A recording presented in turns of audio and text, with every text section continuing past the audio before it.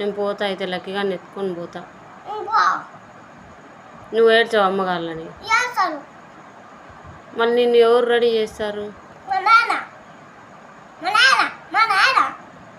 స్కూల్కి ఎవరు ఇచ్చేస్తారు? నీకు వంట చేసి ఎవరు తినిపిస్తారు? ఒక్కరోజన్నా తినిపించినాడా? నేనే కదా రోజు తినిపించేది. ఆ రోజు తినిపించినాడు మీ నాన్న?